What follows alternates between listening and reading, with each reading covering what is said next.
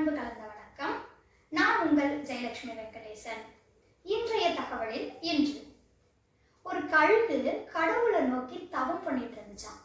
அப்ப திடீர்னு அதுக்கு ஒரு சந்தேகம் வந்துருச்சான், கடவுளுக்கு நம்ம தவம் பண்றது தெரியுமா தெரியாதா அப்படின்னு சொல்லிட்டு. உடனே கடவுளை நோக்கி கேட்டுச்சான், கடவுளே நான் தவம் பண்றது உனக்கு தெரியுமா அப்படின்னு சொல்லி. கடவுள் நேர்ல வந்து சொன்னாரா, எனக்கு தெரியும் அப்படின்னு. அப்பனா இன்னைக்கு நான் இறை தேடி போக வேண்டாமே, எனக்கு இறையை நீ கொடுத்துருவியா அப்படின்னு கேட்டுச்சான். நான் தந்துடுறேன் அப்படின்னு சொல்லிட்டு கடவுள் போயிட்டார்.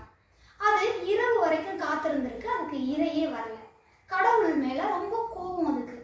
நான் கொடுத்த வாக்கு இந்த கடவுள் காப்பாத்தாம போயிடுச்சே அப்படின்னு சொல்லி. இரவு கடவுள் வந்து உனக்கு உணவு வந்துருச்சா, சாப்பிட்டியா அப்படின்னு கேட்டிருக்கு.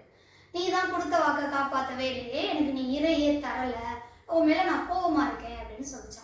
உடனே கடவுள் சொன்னிச்சான், உட்கார்ந்த இடத்துல இருந்துகிட்டு பின்னாடி கூட திரும்பி பார்க்காம இருந்தா உனக்கு எப்படி இறை கிடைக்கும்?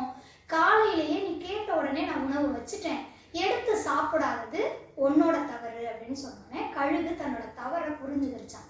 அதாவது நண்பர்களே, இருந்த இடத்திலேயே இருந்து கொண்டு உலக சாதனை புரியணும் அப்படின்னு நினைக்கிறது கஷ்டம் இல்லையா? திருவள்ளுவர் சொல்ற மாதிரி முயற்சி திருவினையாக்கும், முயற்சின்மை இன்மை புகுத்துவிடும். விடாமுயற்சி தான் விஸ்வரூப வெற்றியை நமக்கு தேடித்தரும் அப்படிங்கிறத புரிஞ்சுக்கிட்டு முயற்சி செய்வோம், வெற்றி அடைவோம். இன்பமே சொல்க, எல்லோரும் வாழ்க. நன்றி.